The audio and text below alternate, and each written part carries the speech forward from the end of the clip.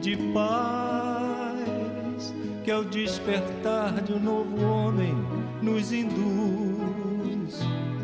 Te conclama, irmão, de última hora, a ingressar nesta seara de luz. Te conclama, irmão, de última hora, é agora, a ser mais um dos trabalhadores de Jesus. Fale sobre o egoísmo. Muito boa noite, meus irmãos. Que a paz de nosso Mestre Jesus continue nos iluminando, nos orientando, e possamos nesse momento, né, nesses instantes que se seguirão, compartilhar com vocês o estudo a respeito desse tema que pretendemos apresentar. O egoísmo, né, dentro da nossa visão espírita, a gente já ouviu muitas vezes, o egoísmo, digamos o filho dele também, o derivado dele, o orgulho, são o nosso grande problema, o nosso grande dilema é com relação a esse aspecto. Porque ele prejudica muita coisa, atrapalha muita coisa, né? E é fruto de todas as diferenças, todas as situações injustas, né, que percebemos no mundo, elas têm sempre a marca, né, os vícios todos, né, que estão, que as pessoas se dão e que nós também nos damos, esses hábitos perniciosos que ainda carregamos, todos eles têm como raiz, sem dúvida nenhuma, a questão do egoísmo. O nosso objetivo é estudar justamente as questões 913 a 917, que tocam justamente esse assunto. Bem, a gente veio trazer de início uma mensagem do Espírito Vinícius, em que ele fala assim: a grande questão da vida se sintetiza nesse problema, combater o egoísmo e cultivar o amor. Em tal se resume toda a doutrina do crucificado. Examinando-se todas as parábolas do Evangelho, suas passagens e sentenças, chega-se à conclusão de que elas encerram lições e ensinamentos cuja essência é sempre a apologia do amor, nós sublinhamos, e a abominação do egoísmo. Egoísmo e amor. Eis a perdição e a salvação, o inferno e o céu. Egoísmo e amor são dois extremos opostos, dois polos inconfundíveis, são dois antagonistas irreconciliáveis que lutam entre si, tendo por campo de ação o recesso íntimo de nossos corações. Da vitória de um deles dependem os nossos destinos. Será que tem alguém que possa dizer aqui que não é egoísta? Se tem, levanta a mão. Não tem ninguém, né? Todos nós, então, estamos falando em par de igualdade. Porque eu estou aqui, mas falando de egoísmo, mas eu também sou um grande egoísta, né? E isso é típico ainda da nossa condição, da nossa inferioridade. Esses grandes problemas que percebemos nesse mundo de provas e expiações que estamos colocados, matriculados, para provermos a nossa necessidade de evoluir, é marcado justamente por esse sentimento, esse problema, esse ranço que ainda dificulta tanto a nossa vida e a vida de todas as pessoas, né? Muito bem. Emmanuel justamente falou sobre esse assunto e ele essa é uma parte de uma mensagem, né, que ele deu justamente no Evangelho segundo o Espiritismo. O Espírito Emmanuel fala assim: o egoísmo é, pois, o alvo para o qual todos os verdadeiros crentes devem apontar suas armas, dirigir suas formas, sua coragem. Então, os crentes, aqueles que se aproximam justamente das verdades espirituais, aqueles que buscam, fazem essa busca, como nós, dessas revelações, desse entendimento, desse lado mais profundo da vida, desses aspectos de maior essência, mais essenciais, né? Porque nós vivemos muitas vezes mergulhados em nossos projetos de vida, nos nossos compromissos, e praticamente todos os nossos compromissos, exceto as abençoadas tarefas que temos, a oportunidade de estarmos vinculados aqui na Casa Espírita, vigem em torno de questões materiais, questões, né, terra a terra.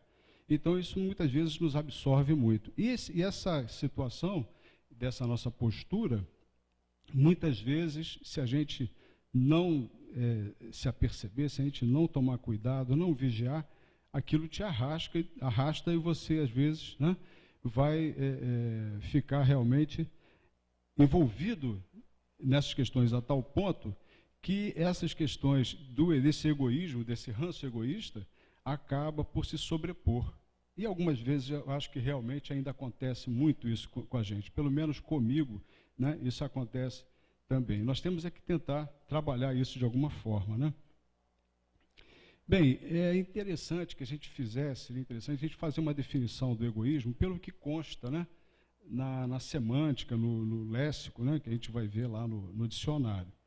O egoísmo é o hábito, ego mais ismo, né, ismo, esse sufixo, ego. É o hábito ou a atitude de uma pessoa colocar seus interesses, opiniões, desejos, necessidades em primeiro lugar. Primeiro eu. Meu pirão primeiro, né? O peixe é pouco, meu pirão primeiro, sei lá. Eu acho que o ditado é mais ou menos isso. Em detrimento ou não do ambiente e das demais pessoas com que se relaciona. Isso que é o problema, né? Porque nós vivemos em comunidades, né? Nós vivemos em coletividade.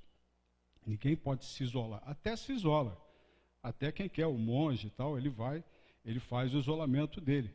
Né? Mas isso também tem uma repercussão até sob o ponto de vista também do espírito espiritual, que a gente sabe que nós fomos feitos para viver em sociedade, né? Nós somos seres gregários, então nós vivemos na vida de relação. E é na vida de relação que a gente vai ter as experiências, que a gente vai ter as oportunidades de experimentar, né, as situações que vão nos conduzir ao crescimento espiritual, ao desenvolvimento espiritual.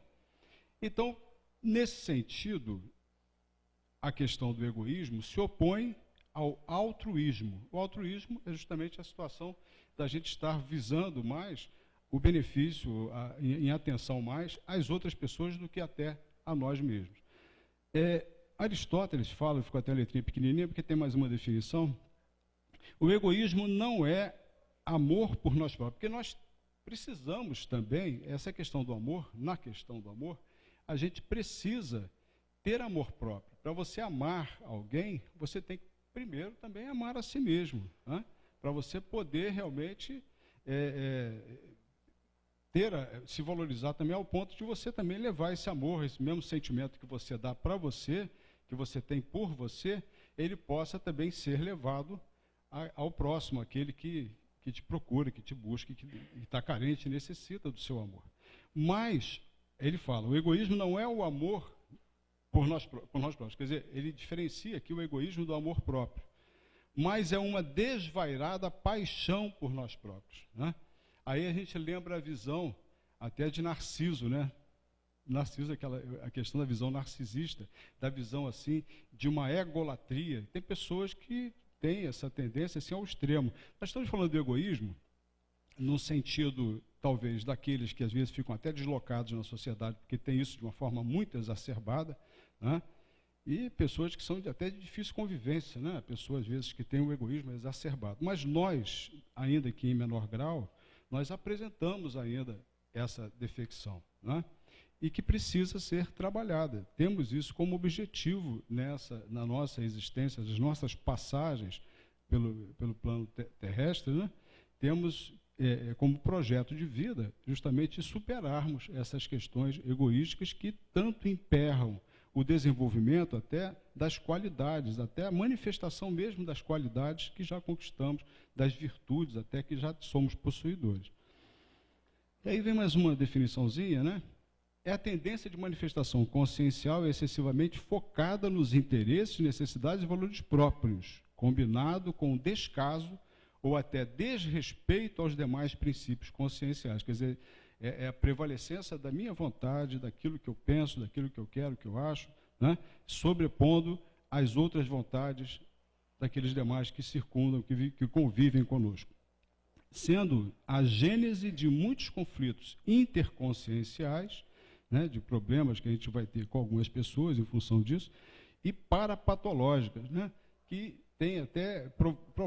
podem promover situações patológicas, né, realmente repercussões de doença até física na gente, né? Também, umas colocações para a gente poder finalizar essa questão, assim, de o que significa, especificamente, significa amor próprio excessivo, que leva o indivíduo a olhar unicamente para os seus interesses em detrimento dos alheios.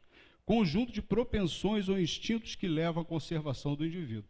A gente colocaria também a questão do egoísmo até, digamos assim, tanto para o homem primitivo, o homem ainda naquele meio hostil, né, que a terra oferecia, com aqueles animais, né, ferozes e tudo, e a situação da natureza, ele muito em contato direto até com a natureza, e então ele tinha assim, necessidade de ter e cuidar de certas condições de proteção para ele mesmo, para a sua conservação.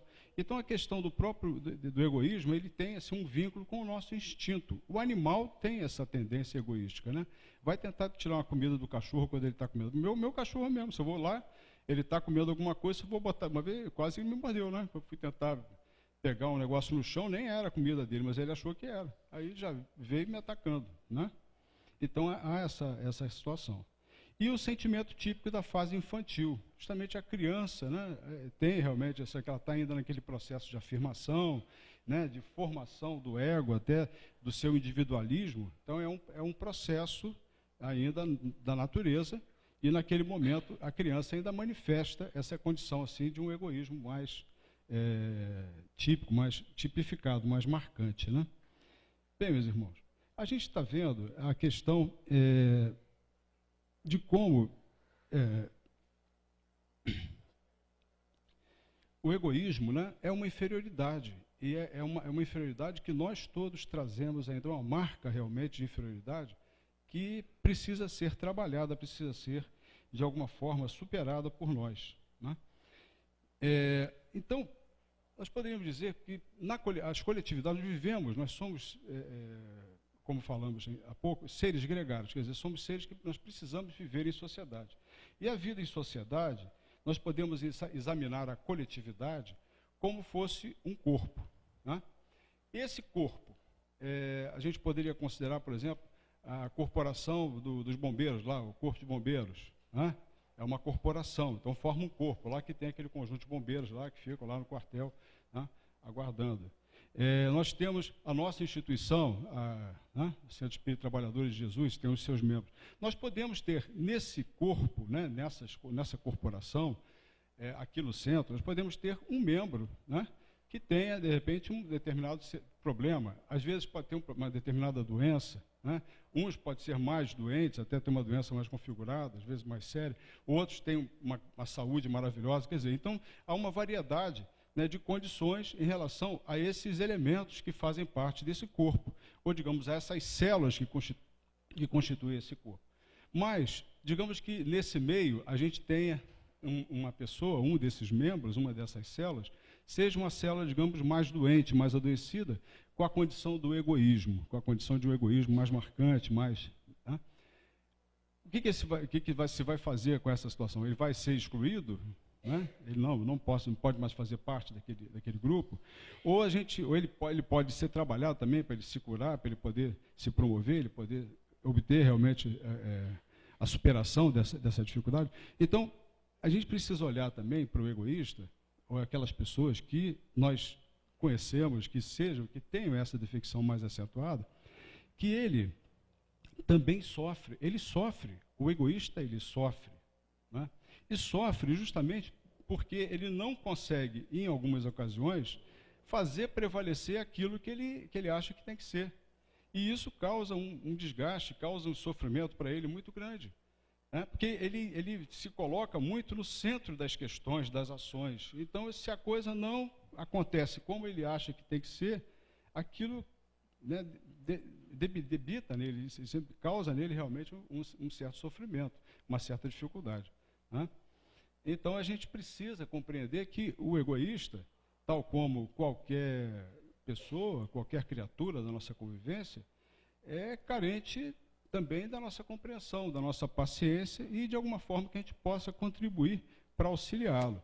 E aí a gente trouxe, mais à frente a gente vai ver, uma mensagem de André Luiz, do livro Marcas do Caminho. Depois a gente vai dar uma olhada nisso.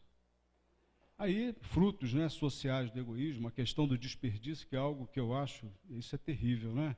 A gente botar, às vezes, uma comida no prato que a gente não vai comer e jogar fora. Eu não me permito isso. Se eu colocar comida no meu prato, só se estiver, assim, intragável, que aí eu vou recusar. Mas, salvo essa condição, com certeza, o que eu botar no prato eu vou comer. E deixo limpinho, porque minha mãe me ensinou, não quero nenhum grão no seu prato, né? Para já deixar pronto para lavar. E aí, justamente, a necessidade em função do desperdício. Nós tivemos a oportunidade de falar sobre isso numa vez passada, né? Como falamos sobre a verdadeira propriedade, né? Mas esse é o fruto cruel, né, da questão do egoísmo. E aí nós temos aqui uma outra colocação, que é essa de Leon Denis, né? E é justamente entrando dentro desse aspecto que a gente está considerando. Antes de tudo, o homem é um ser social.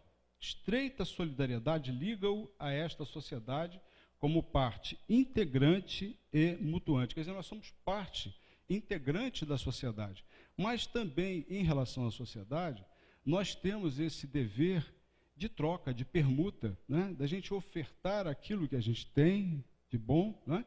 E também o direito de receber aquilo que seja da nossa necessidade. É assim que a sociedade, né, digamos, deveria funcionar, de uma forma que nós pudéssemos estar dando a nossa parte, a nossa contribuição, e também recebendo aquele dote, aquela condição que nos favorecesse no esclarecimento, no aperfeiçoamento. E é assim, as relações humanas, elas são assim. Só que, infelizmente, nem sempre as coisas funcionam. Às vezes a gente pode ter um sucesso maior, digamos, nas relações familiares. Às vezes na nossa família, em relação aos nossos pais, aos nossos filhos, a gente tem uma harmonia, uma grande felicidade de encontrar realmente um território menos hostil. Mas, às vezes, a gente já não encontra a mesma condição no trabalho, né? Às vezes, no trabalho já é complicado. Às vezes, no círculo de amigos, a gente tem um círculo de amigos, às vezes tem um ou dois que são bem complicados, que às vezes tumultuam, às vezes trazem, né, problemas, e estão sempre problematizados, né? E é realmente, às vezes, uma carga, né, difícil de resolver. Mas a gente precisa estar aberto justamente a esse entendimento de que estamos na sociedade e temos também esses compromissos de permuta. Nada deve fazer sem primeiro saber se aquilo que produz é bom ou mal para os que o rodeiam, sem indagar com antecedência se os seus atos são prejudiciais ou proveitosos à sociedade que integra.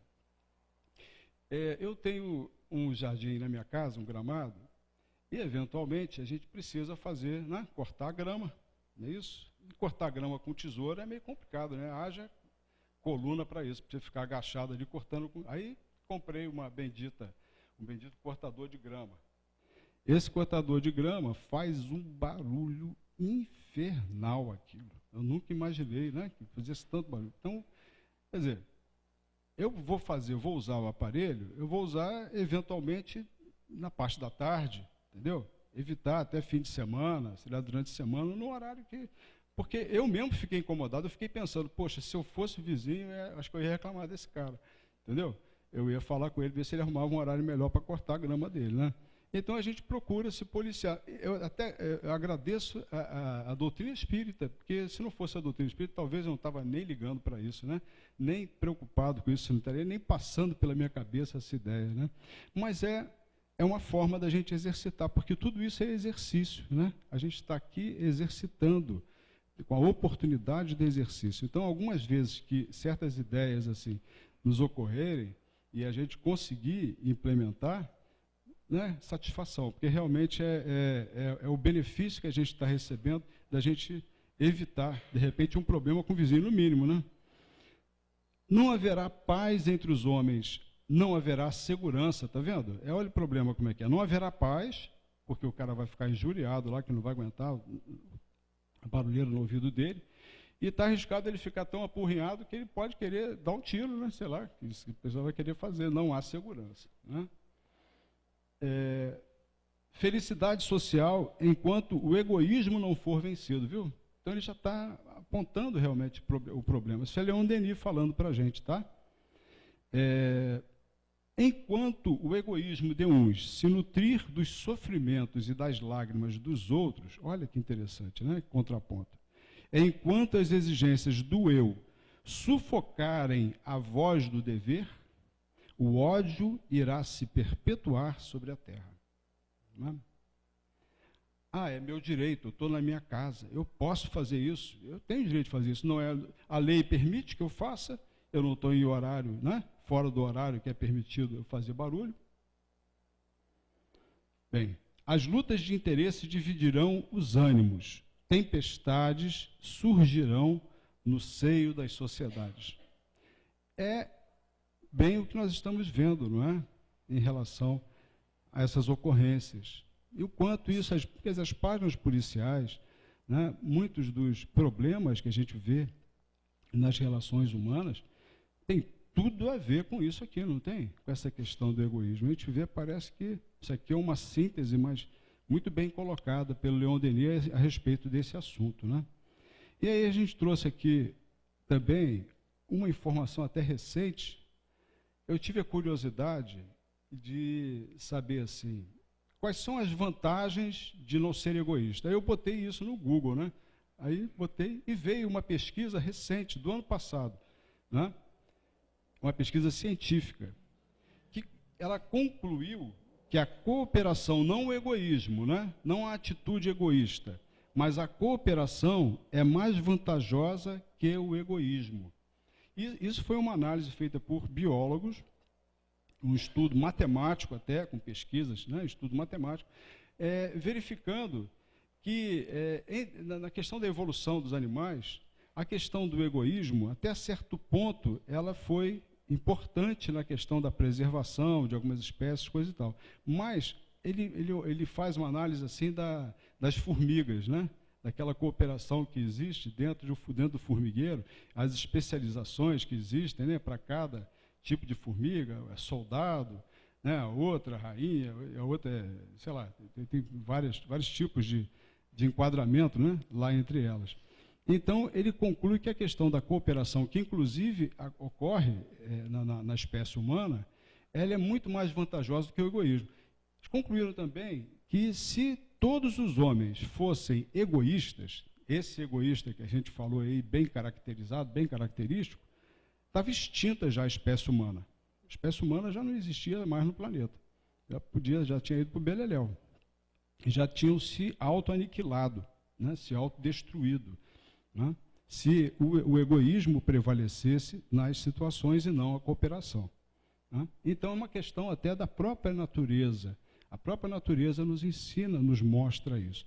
E nós que já alcançamos, né, o status da consciência, o status do pensamento, da condição do nosso raciocínio, né, lógico, a gente já está em condições de tomar realmente as rédeas da nossa existência, dessa oportunidade reencarnatória, para trabalharmos naquilo que for possível com relação ao projeto de vida de cada um de nós. Todos nós viemos aqui com um planejamento reencarnatório, né? E já estabeleceu algumas linhas de ação dentro das nossas possibilidades para o nosso progresso, para o nosso desenvolvimento moral.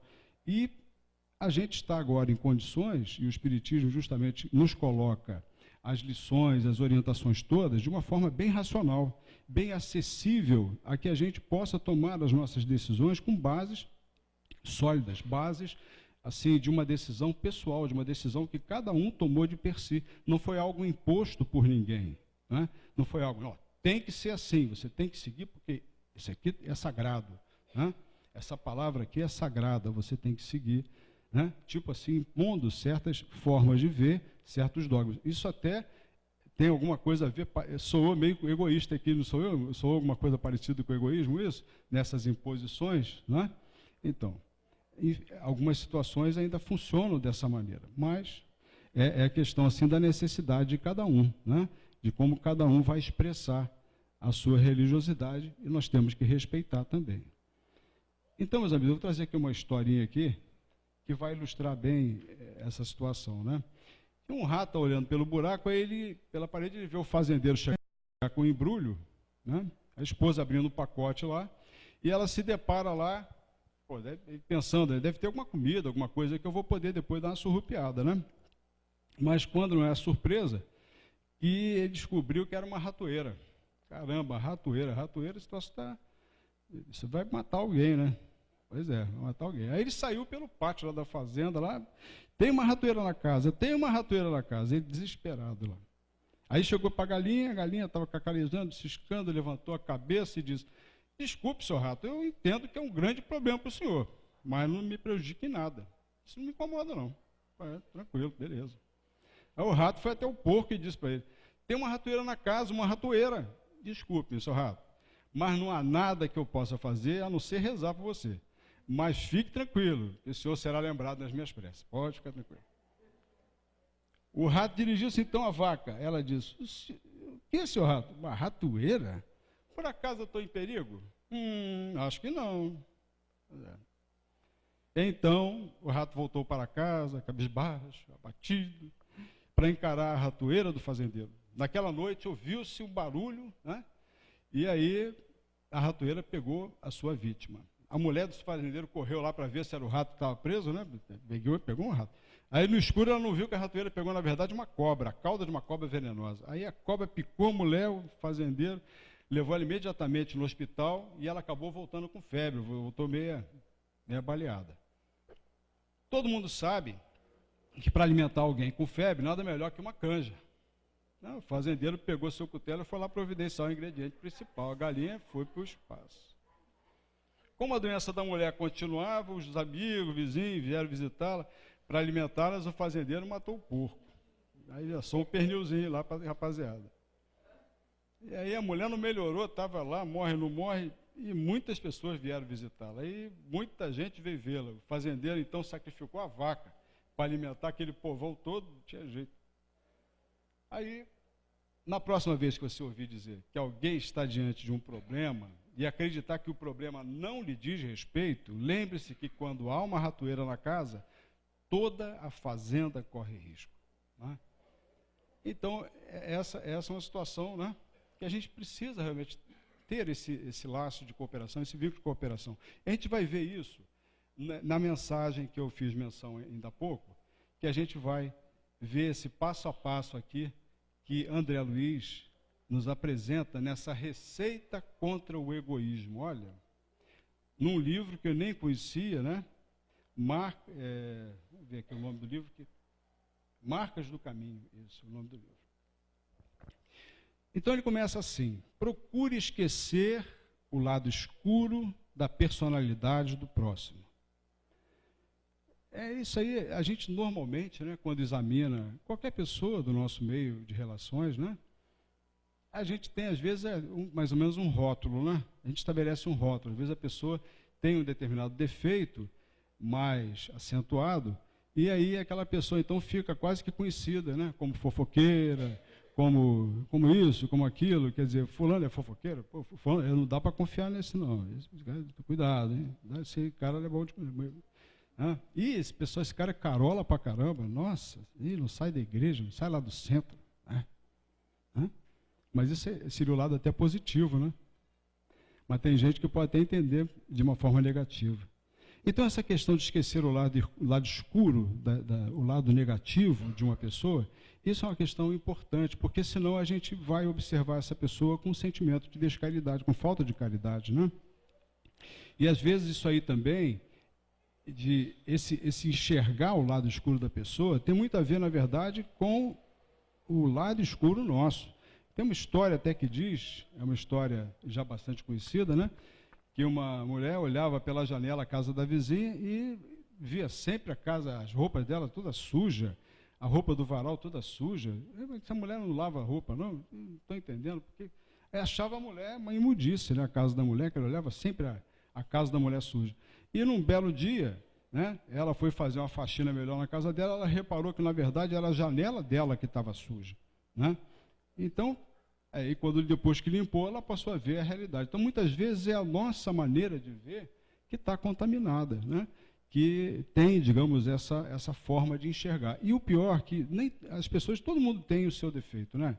Todo mundo tem o seu calcanharzinho de Aquiles, né? A sua dificuldadezinha é maior com relação a um ou outro aspecto. Todos nós temos ainda alguma coisa assim que às vezes a gente ainda nem percebeu. A questão é essa também, né? Às vezes a gente pensa até que está, né, nos trinques, está batendo o bolão. E, na verdade, tem às vezes uma ou outra questão que não está bem, né? E às vezes é um amigo que veio dizer para a gente, né? Ou às vezes nem bem um amigo, às vezes é uma pessoa que observou uma determinada situação e te dá um alerta, te dá um toque, né? Então a gente tem que estar preparado, o espírito nosso tem que estar preparado, né? Porque às vezes para algumas pessoas isso aí bate que nem um soco na boca do estômago, né? Às vezes a pessoa não aceita bem e não sei o quê, mas quantas vezes a gente pode, se permitindo, né, e procurando entender bem essa iniciativa, às vezes, de uma outra pessoa, quanto isso muitas vezes vai nos favorecer e às vezes até mudar a nossa vida, né? Tem situações, às vezes, que mudam até a sua maneira de enxergar certas coisas e isso é muito bom para nós, mas a gente tem que estar preparado para isso. Então, procure esquecer o lado escuro da personalidade do próximo, é um bom começo para nós com relação à questão do egoísmo. Aprenda a ouvir com calma os longos apontamentos do seu irmão, sem o impulso de interromper-lhe a palavra. Mesmo uma pessoa, né, que vem falar das suas dificuldades, vem falar de uma determinada situação, e a gente pega, peraí, não, eu já entendi que você tem o seu problema. Não, o seu problema é isso. Tá, faz assim, cara, que vai dar certo. Cara, eu tenho que ir embora. Normalmente, né? O egoísta, ele está com pressa, ele tem sempre alguma coisa para fazer, ele tem sempre algum compromisso que se sobrepõe a esse dever, muitas vezes, de você ouvir, né? Da gente ter a chance de ouvir, sei lá, eu estou indo para a praia, eu vou andar na praia, mas eu encontrei uma pessoa e a pessoa alonga, às vezes, uma determinada conversa. Muitas vezes a pessoa vai se sentir satisfeita de ter alguém que lhe deu atenção, ter alguém que lhe, né, esperou, que deu a ela aquele tempo para que ela pudesse se expressar, ela pudesse, às vezes, até desabafar. Quantas vezes também acontece isso. Então, esse impulso de interromper é uma questão típica nossa, né, que a gente, às vezes, não tem muita tolerância. A gente vê o atendimento fraterno, a necessidade, realmente, do atendente, né, ele é treinado para isso, de assim, ter aquela paciência, ter aquela, né, forma de escutar e tudo, que permita realmente aquela pessoa que está ali se manifestando, né, externar o seu problema, colocar as suas questões, né, e ela possa ter um momento certo, muitas vezes, de falar, de intervir. Eu me lembro do treinamento do qual eu participei, que a orientação que foi dada pelo instrutor, uma das orientações, era a gente ouvir a pessoa falar. E quando ela começasse a repetir, aí era a hora de você tentar dar uma interrompida, porque às vezes a pessoa tende a isso, né? Ela vai, conta uma história, aí você já entendeu mais ou menos a história, a pessoa começa a repetir a história. Então, na repetição, aí seria a técnica, né? Mas isso é uma técnica de atendimento, né? Aí, um terceiro ponto que ele coloca para nós, ele fala assim: ouvide, esqueça a ilusão de que seus parentes são as melhores pessoas do mundo e de que a sua casa deve merecer privilégios especiais. Não, a minha casa não. Na enchente, arrastada na enchente, a minha casa, poxa, o que é isso? Mas eu sou tarefeiro lá dos trabalhadores. Poxa, eu vou na... Que é isso? Eu me tornei espírito, eu mudei minha vida. Poxa vida, não sou nem mais egoísta. E aí? Não é? Então, essa situação de privilégios especiais, uma doença, uma situação assim de uma doença mais séria, né, um câncer, uma situação assim mais difícil, às vezes a perda de um parente, aconteceu com o filho, aconteceu com uma mãe, com a esposa. Ah, não, na minha casa não. Hã? A gente... Não existem privilegiados, né? Não tem privilégios especiais. Ninguém é privilegiado, ninguém está imune a nenhuma situação porque participa disso, daquilo, né? Porque tomou esse ou aquele caminho. Né? Então, essa questão é que a gente tem que estar verificando também para não ter essa visão. Isso é uma visão egoísta, né? A gente achar que o mundo vai girar e não vai, digamos, nós vamos estar fora, isento disso. E quando isso acontece, quando uma situação de dificuldade acontece na nossa vida, ela não acontece sem objetivo. né? Aquilo tem um sentido, né? E é um sentido sempre que, por pior que seja a situação, algum bem vai advir daquela situação. Algum bem está prescrito para ocorrer em relação àquele aspecto, né? Uma vez eu estava envolvido com uma pessoa num investimento de um condomínio, uma situação que a gente estava pensando, e acabou que essa pessoa, de certa forma, me deu uma pernada, né? Eu fiquei chateado, perdi, não foi uma importância muito grande, mas perdi algum dinheiro e tal, e a coisa acabou não dando certo. Resultado, esse companheiro dessa porta que se fechou para mim, num determinado momento, mais à frente ele saiu daqui fugido praticamente, porque ele se envolveu em um monte de coisa errada. Quer dizer, para mim seria problemático, extremamente problemático, eu estar vinculado a ele, né? Seria uma coisa que não iria me ajudar em nada, iria me trazer grandes sabores. Então, muitas vezes uma porta se fecha, outras tantas estão se abrindo para você em outras oportunidades, então não é motivo da gente ficar, né, reclamando contra Deus. É aquela situação, a gente precisa ter uma visão mais clara das coisas, né? Muitas vezes a gente programa uma viagem, programa um passeio na praia, programa um piquenique, sei lá, com a namorada, e vai. Aí você marca e tal, e naquele dia exato que você marcou, começa a chover, não estava nem programado. A Maju falou que não ia chover, mas choveu, cara. Brincadeira, a Maju falou, não, é sol. E no dia seguinte, né, naquele horário que você está saindo, começa desabar um chuvaréu do caramba. E aí? Aí você começa, poxa, com a gente, logo comigo? Pô, senhor, podia ter dado uma chance aí, logo com a gente. Então não tem privilégio. É aquela situação, choveu, é uma necessidade da natureza, que a chuva aconteça, né? Não é a minha vontade, né? É uma necessidade natural, é uma vontade divina, é uma vontade de Deus operando. Então, choveu, graças a Deus, né? Está fazendo sol do caramba, graças a Deus, né? Não tem o que reclamar, é a gente realmente aceitar essas situações sem reclamação. E tem gente que fica muito injuriado mesmo, né? Quando programa tudo, está tudo arrumadinho para sair. E hoje em dia é mais difícil, né? Que eu acho que a meteorologia está muito precisa, né, nas suas previsões, embora essa alteração de clima aí a gente não sabe, né? De vez em quando a coisa pega. Não dispute a paternidade das ideias proveitosas, ainda mesmo que hajam atravessado o seu pensamento, de vez que a autoria de todos os serviços de elevação pertencem em seus alicerces a Jesus, nosso Mestre e Senhor. Olha que bacana isso, né? Então, às vezes, aqui no centro, poxa, essa ideia de botar água aqui para a gente beber, isso é genial, cara. Você que teve, né, Alexandre? Não? Então, né? Então, às vezes tem pessoas que querem ter essa... isso aqui foi eu, tá vendo? Esse negócio aqui, de deixar os livros aqui em cima, enfileirados desse jeito aqui, isso aqui, ó. Você não vê que é acessível, que é fácil, fonte viva, tá, pão nosso. Né? Então, essa paternidade de ideias proveitosas, essas ideias proveitosas, isso pertence a Jesus, pertence a Deus. Não cultive referências à sua própria pessoa, para que a vaidade não faça ninho em seu coração, né? E isso realmente é muito chato, né? A pessoa ficar se auto-elogiando, o auto-elogio. Vou contar também uma história que aconteceu comigo, de uma situação de um serviço, né? de uma obra, em que uma outra pessoa, né? Digamos concorrente minha, que a gente fazia algumas obras, hoje eu não faço mais obras assim para terceiros, né? Mas a pessoa, o cara ficou incomodado, o síndico lá do prédio, porque a pessoa ficava só falando, não, porque eu fiz isso, eu fiz tal curso, eu construí tantas obras, a pessoa falava tanto assim, se enaltecia tanto, fazia tantas referências positivas assim mesmo, que ele ficou preocupado. Ele ficou preocupado, ele falou, tem alguma coisa errada aí, né? Aí ele acabou que essa pessoa também tinha preparado um documento para ela e tirado umas conclusões sobre as observações da obra. Ela teve um tempo muito grande. Eu tinha feito um laudo, muito tempo atrás, de 2 folhas.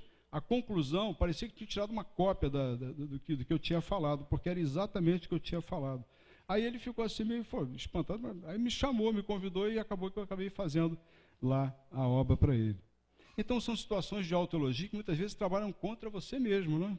É uma situação que muitas vezes a pessoa vai ter até desconfiança da pessoa ficar... Porque, na verdade, se a pessoa tem, às vezes, algum tipo de competência, algum tipo de habilidade, isso vai se apresentar por si mesmo de uma forma natural, né? Ela não precisa ficar fazendo essa referência, né, direcionada para si mesmo, né? Isso vai sobressair, vai aparecer de uma forma ou de outra. No item 6 aqui, André Luiz fala o seguinte: escute com serenidade e silêncio. Isso aqui é difícil pra caramba. Mas olha só, o remédio aqui é amargo, hein? Esse remédio aqui não é brincadeira não, hein? Esse aqui, escute com serenidade e silêncio as observações ásperas ou amargas dos seus superiores hierárquicos. Acho que quase todo mundo tem, né? Sempre um superior hierárquico, né? Nem sempre ele é tão bonzinho, né? E auxilie com calma e bondade aos companheiros ou subalternos quando estiverem tocados pela nuvem da perturbação. Então, esse tipo de situação, essa é barra, é difícil, né? Como é difícil se conter para não dar uma resposta. E tem gente, às vezes, que perde até o emprego, mas não deixa de dar uma resposta, né? Uma resposta à altura, não é? E não sei se de repente com essa maré de emprego agora se vai dar para ficar tem que engolir um pouquinho de sapo também, né? Não vai ter jeito. Mas é a forma como a gente lida com certas questões e, sobretudo, de não descarregar depois também, porque a pessoa, né, às vezes é chamada a atenção, existe uma certa agressividade, tem algumas pessoas que exercem a liderança de uma forma meio agressiva, né, meio impositiva demais, e é meio complicado. Então, tem pessoas que às vezes se magoam, se aborrecem disso aí, e aí vai em escala, né? Aquilo vai descendo. Para aquele que está abaixo de você mete o sarrafo também, né? E aí o clima geral fica todo perturbado, né? Então, a gente precisa realmente evitar isso, para não deixar que aquela negatividade, aquele aborrecimento que às vezes a gente teve, ele não repercuta, né? Ele pare em você, né? Tem uma passagem também de André Luiz que ele fala que nós precisamos ser a estação final do mal. O mal chegou, nós somos a estação final. Eu me recordo também de uma situação de um pai de família que ele chegava em casa, ele sempre tinha o hábito, né, de abraçar uma árvore que ele tinha na frente da casa dele, no jardim da casa dele, e dar um toque assim na árvore, era a árvore dos problemas. Todos os problemas dele, ele deixava na árvore. Coitada da árvore, não sei se ela secou, mas a árvore ficava lá, e botava a mão na árvore e deixava os problemas dele lá. Então ele chegava em casa, ele era aquele homem livre de problemas, né? A família dele não merecia, né, receber aquela carga daqueles problemas, daquelas situações todas que ele enfrenta no seu cotidiano, enfrentava no seu dia a dia.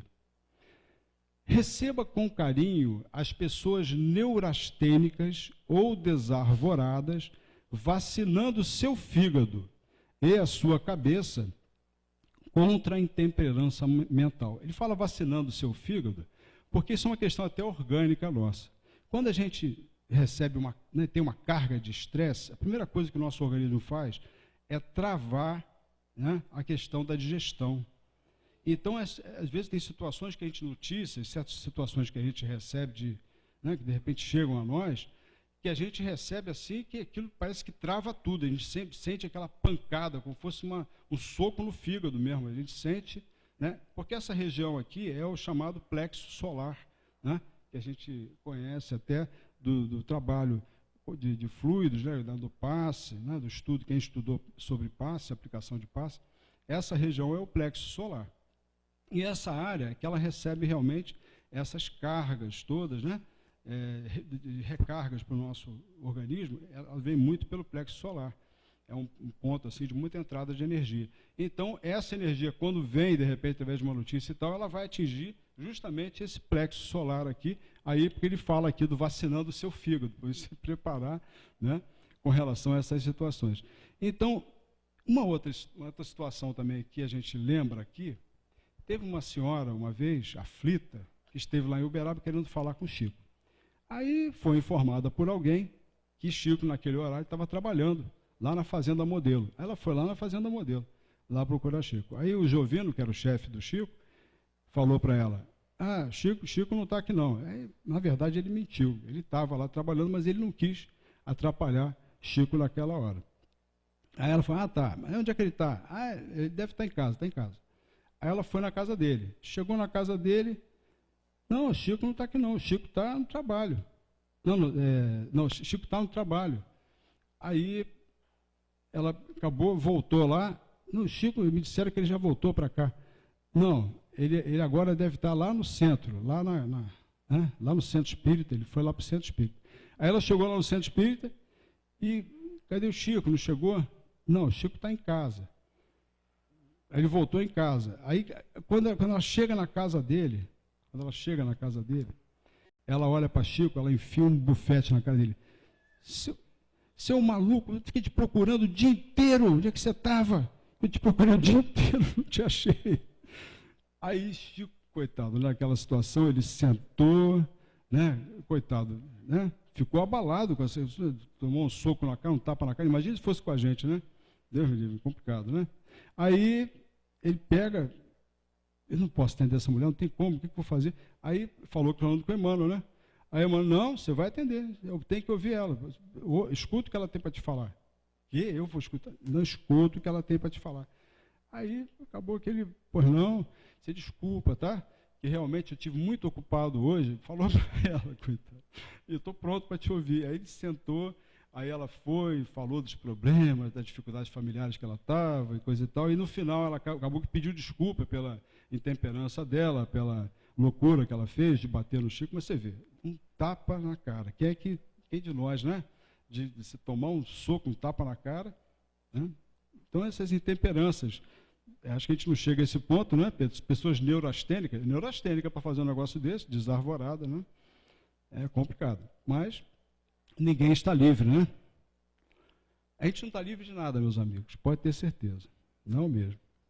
Se Chico não teve, né? Coitado.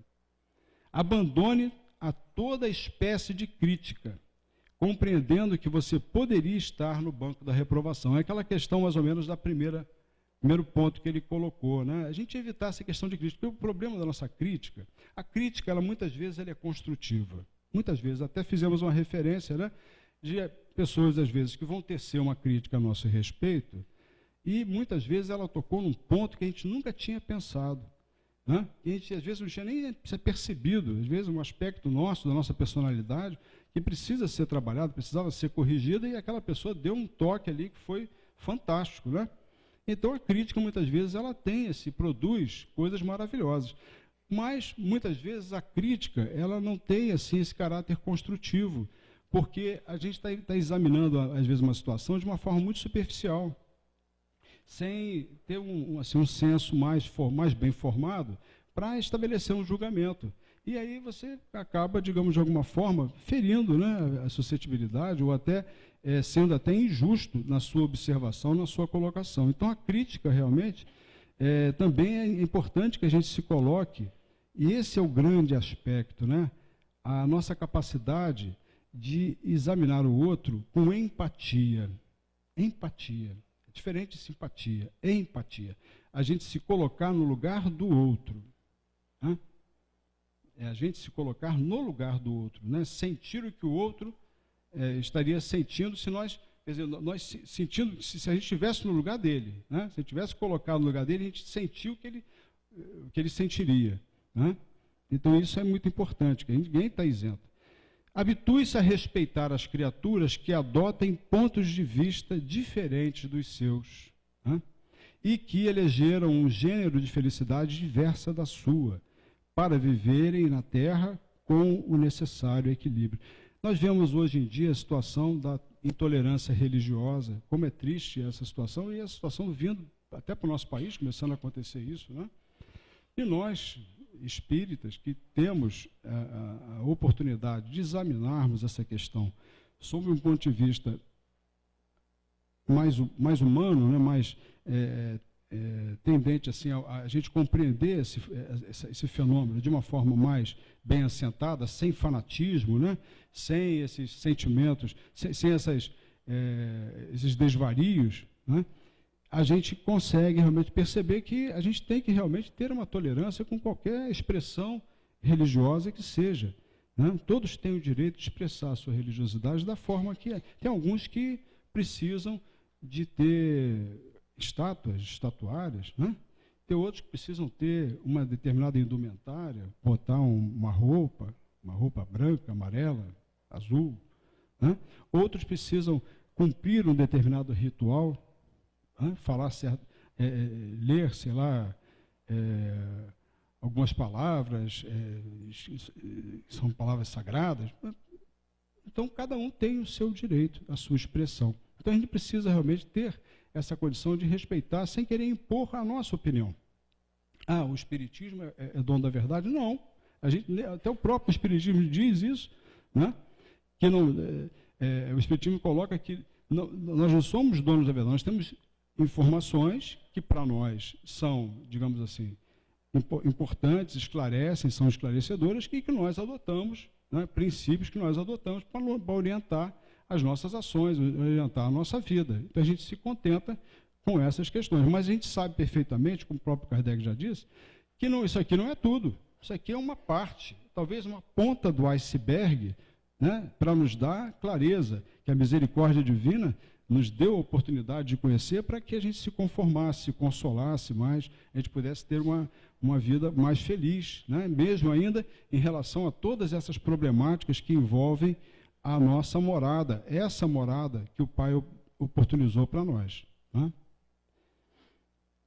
E aí vamos então ao 10º item aqui colocado dessa receita contra o egoísmo, em que ele coloca assim: honre a caridade em sua própria casa, ajudando em primeiro lugar aos seus próprios familiares, através do rigoroso desempenho de suas obrigações, para que você esteja realmente habilitado a servir ao mundo e à humanidade hoje e sempre.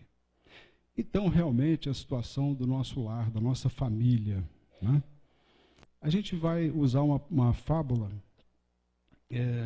em que um cara chegou para Deus e falou assim: Senhor, eu quero ter uma oportunidade para amar muito no mundo, para amar as pessoas, eu estou cheio de amor para dar, eu preciso ter uma oportunidade de ter uma vida que eu possa amar muitas pessoas, eu quero expressar meu amor de uma forma total, irrestrita. Aí Deus olhou para ele assim: então vou fazer o seguinte, só que antes você vai ter um estágiozinho inicial. Eu vou te dar 3, 4 pessoas para você amar de verdade, que vão viver com você. Então ele deu para ele a família. Como é difícil, né? Mesmo em família, naqueles que são as nossas maiores afeições, como nós temos dificuldades. Porque esses 4, esses 3, esses 5, que constituem o nosso seio familiar, são aqueles que estão vinculados a nós por laços de necessidades evolutivas muito maiores do que com qualquer outra pessoa. Pode ter certeza, aqueles que estão vinculados, que fazem parte da nossa família, são os mais próximos, é o próximo mais próximo, né? Que está ali do lado, que a gente até se atrita, até fisicamente com ele, né? Ele está ali. Então a gente precisa se acertar com esse primeiro, porque a família, o lar, é essa célula, né?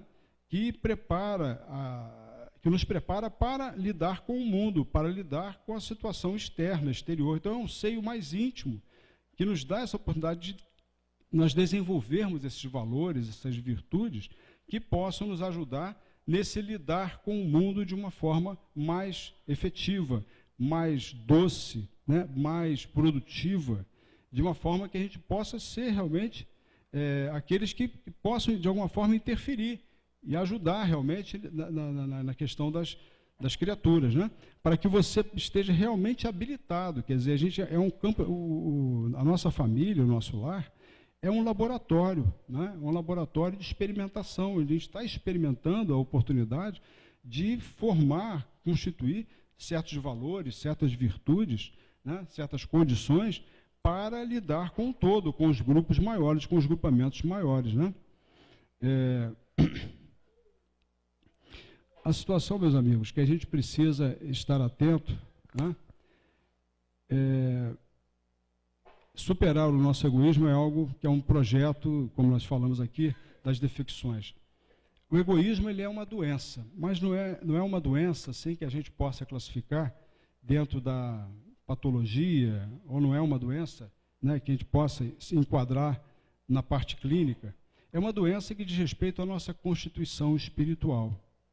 E é uma doença comum a todos nós, né?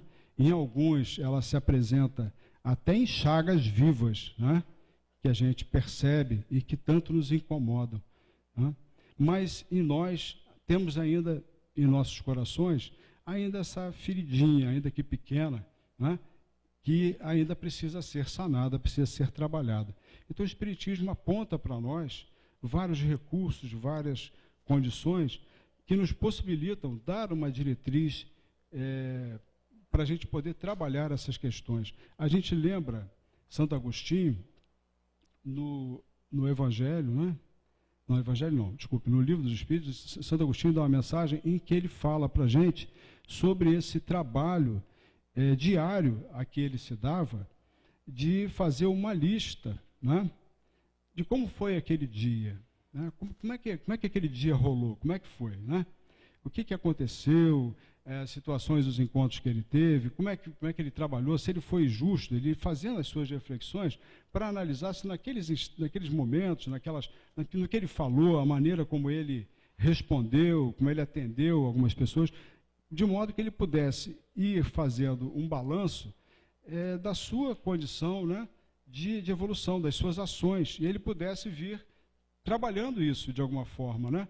Então a gente, talvez fazer isso para a gente não seja muito fácil, né? Mas é uma coisa importante. O Espiritismo ele veio justamente nos tirar dessa zona de conforto externa para nos levar muitas vezes para o redemoinho interno que nós apresentamos, né?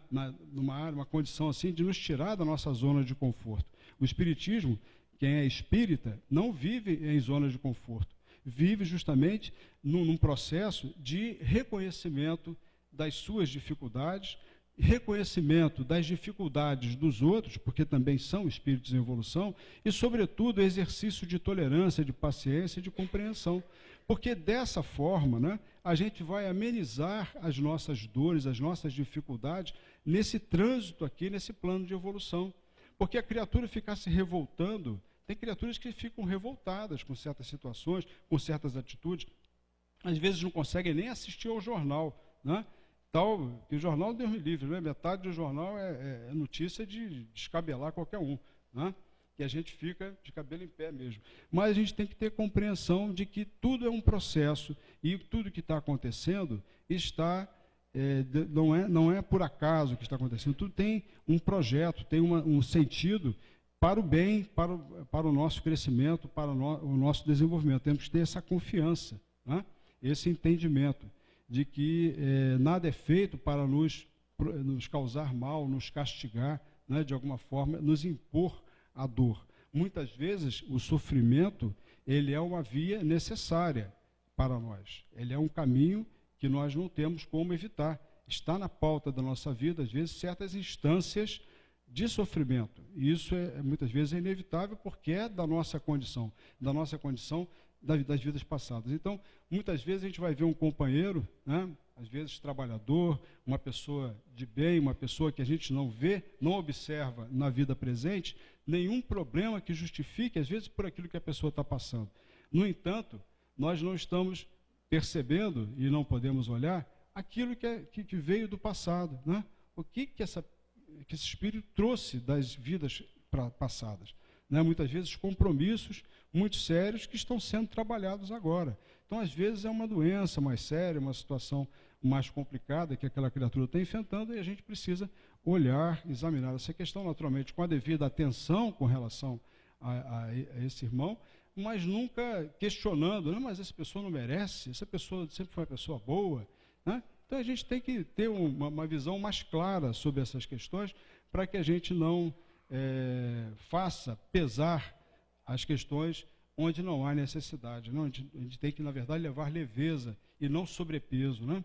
A gente podia levar realmente mais conforto do que propriamente levar aflição a muitas situações na nossa vida. Que a paz de nosso Senhor esteja em nossos corações, agradeço muito a oportunidade de vocês me ouvirem e a paciência. Obrigado.